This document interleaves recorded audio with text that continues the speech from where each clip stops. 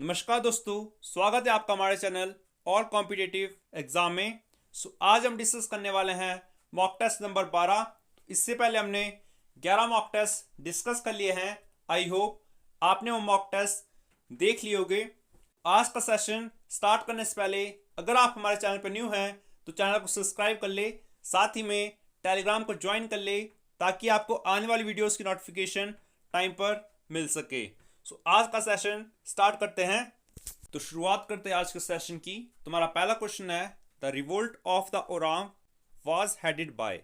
ओरांव के विद्रोह का नेतृत्व किसने किया? तो बताया ऐसा क्या आंसर होगा। आपके ऑप्शन है जोरिया भगत, बुद्धा भगत, जात्रा भगत, किशन भगत। तो बताया ऐसा क्या आंसर होगा। तो इसका राइट आंसर हो जाएगा ऑप्शन नंबर सी, यानी भात्रा भगत। ठीक है। नेक्स्ट क्वेश्चन हमारा, बंगाल में गुप्त क्रांतिकारी सोसाइटी अनुशीलन समिति किसने संगठित की? तो बताया ऐसा क्या आंसर होगा। राइट आंसर होगा ऑप्शन नंबर सी, यानी पी मित्रा। नेक्स्ट क्वेश्चन हमारा, the Burzil pass is located in. Burzil दर्रा स्थित है। तो बताया ऐसा क्या आंसर होगा।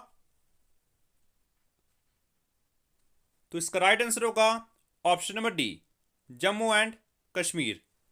तो जम्मू कश्मीर में जौर्जिला दर्रा भी स्थित है। तो अगर आपसे मैं पूछूं लिपू लेख दर्रा किस राज्य में स्थित है, तो यह स्थित है उत्तराखंड में। ठीक है। और साथ ही में आपको यहां से याद रखना है, बॉमडीला दर्रा अरुणाचल प्रदेश में स्थित है और सिक्किम में नाथुला दर्रा स्थित है। ठीक है।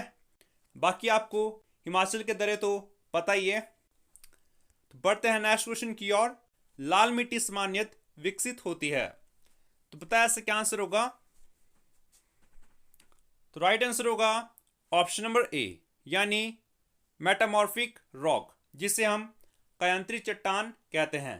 तो मेनली आपकी 3 प्रकार की चट्टानें होती है, आग्नेय, अवसादी और कायांतरित चट्टान। ठीक है। तो अगर बात करें मिट्टी की, तो अगर आपसे पूछूं किस मिट्टी को रेगुड़ मिट्टी कहा जाता है, तो आपका राइट आंसर होगा काली मिट्टी को रेगुड़ मिट्टी कहा जाता है।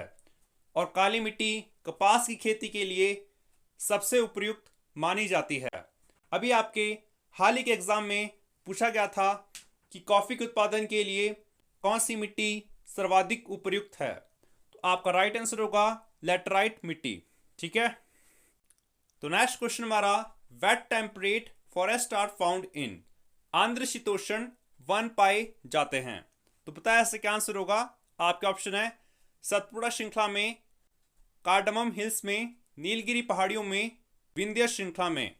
तो बताया ऐसे क्या आंसर होगा। तो राइट आंसर होगा ऑप्शन नंबर डी, यानी विंध्य श्रृंखला में। ठीक है। तो आपका यहां से क्वेश्चन बनेगा, ऐसी कौन सी नदी है जो सतपुड़ा और विंध्य श्रृंखला के बीच बहती है?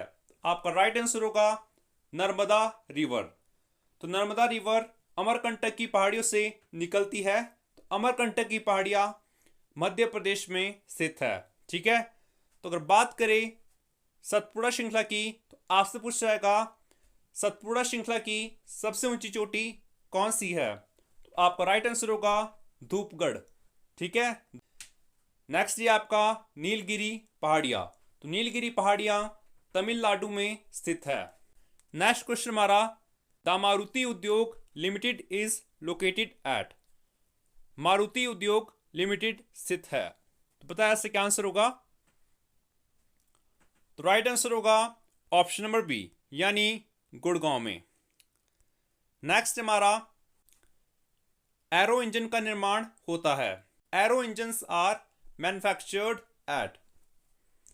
इसका राइट आंसर होगा ऑप्शन नंबर बी, कोरापुट में। ठीक है। नेक्स्ट क्वेश्चन हमारा, washing soda is chemically. Washing सोडे का केमिकल नाम क्या है? तो बताया इससे क्या आंसर होगा, बताइए। तो इसका राइट आंसर होगा ऑप्शन नंबर सी, यानी सोडियम कार्बोनेट। तो अगर आपसे मैं पूछूं खाने के सोडे का केमिकल नाम क्या है, तो आपका राइट आंसर होगा सोडियम बाई कार्बोनेट। ठीक है। साथ ही में रॉक सॉल्ट का केमिकल नाम है सोडियम क्लोराइड। ठीक है। यहाँ पे दिया आपका कैल्शियम हाइड्रोक्साइड। पता है कैल्शियम हाइड्रोक्साइड किसका केमिकल नाम है? कैल्शियम हाइड्रोक्साइड भुजे हुए चूने का रासायनिक नाम है। ठीक है। नेक्स्ट हमारा the glucose level in the blood is controlled by. रक्त में ग्लूकोज स्तर नियंत्रित होता है। तो बताया इससे क्या आंसर होगा? तो इसका राइट आंसर होगा ऑप्शन नंबर बी, यानी इंसुलिन। ठीक है। तो नेक्स्ट क्वेश्चन हमारा the citrus fruit are rich source of.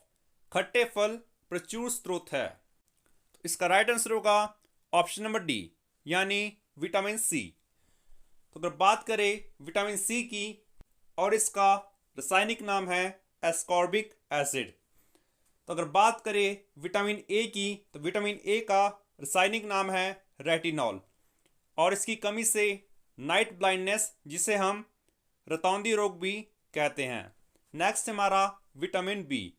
तो विटामिन बी की कमी से बेरी बेरी रोग होता है और इसका रासायनिक नाम है थायमिन। ठीक है।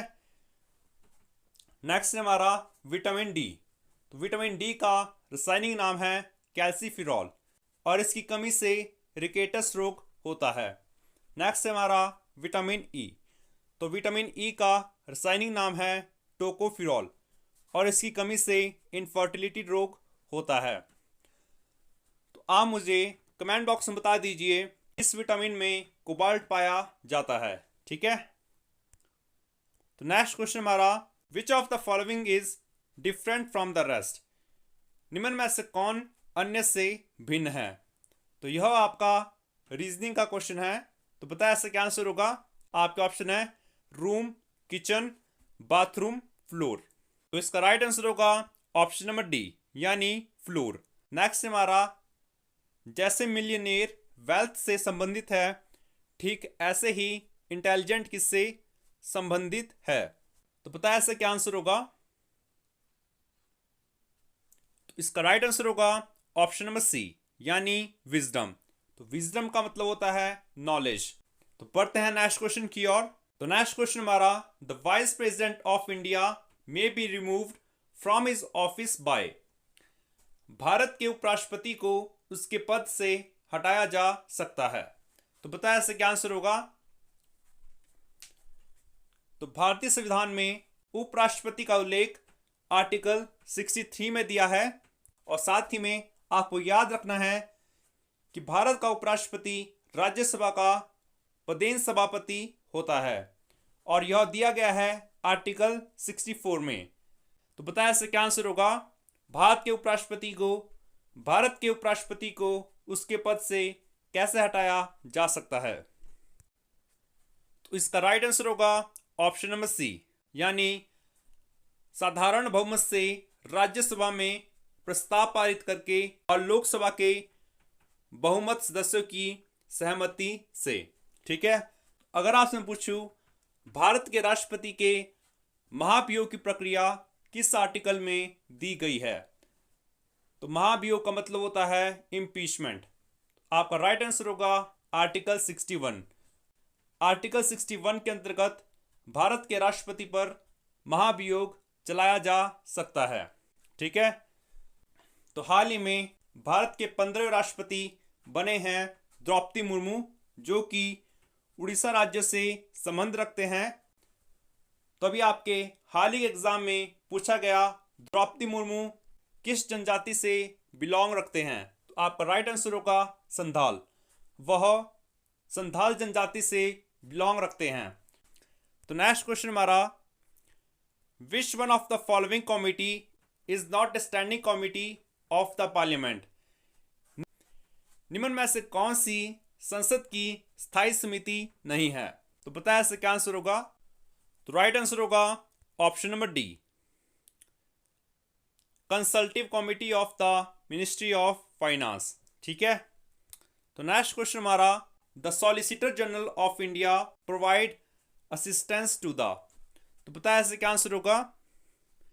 तो राइट आंसर होगा option number D, attorney general of India. तो नेक्स्ट आता है आपका इंग्लिश का question he is in the habit of finding fault dash others work. तो पता है इसमें कौन सा प्रपोजिशन आएगा? इसका राइट आंसर होगा ऑप्शन नंबर बी, यानी with. He is in the habit of finding fault with other works. ठीक है। नेक्स्ट क्वेश्चन हमारा, antonym of the word chastity is. तो पता है इससे क्या आंसर होगा? राइट आंसर होगा option number B, immorality. Next हमारा तद्भव शब्द कौन सा है? आपके ऑप्शन है सांपिन, सपोला, सांप, सपेरा। तो पता है इससे क्या आंसर होगा? इसका राइट आंसर होगा ऑप्शन नंबर सी, यानी सांप। तो तद्भव शब्द को पहचानने की एक आसान ट्रिक है, जहां भी आपको किसी शब्द में चंद्र बिंदु दिखाई दे तो उसे आप तद्भव शब्द मान सकते हैं। उदाहरण के लिए आंख। ठीक है, तो यह भी एक तद्भव शब्द है क्योंकि इसमें ऊपर चंद्र बिंदु लगा है। ठीक है, तो आज का हमारा लास्ट क्वेश्चन है यौगिक शब्द है। आपके ऑप्शन है नर्मता, नम्र, नर्मता, इनमें से कोई नहीं। तो आप इसका आंसर मुझे कमेंट बॉक्स में बताएंगे कि इसका आंसर क्या होगा। तो ये थे दोस्तों आज के हमारे most important question. I hope आपको आज का सेशन पसंद आया होगा। आज के दोस्तों इतना ही। जय हिंद, जय भारत।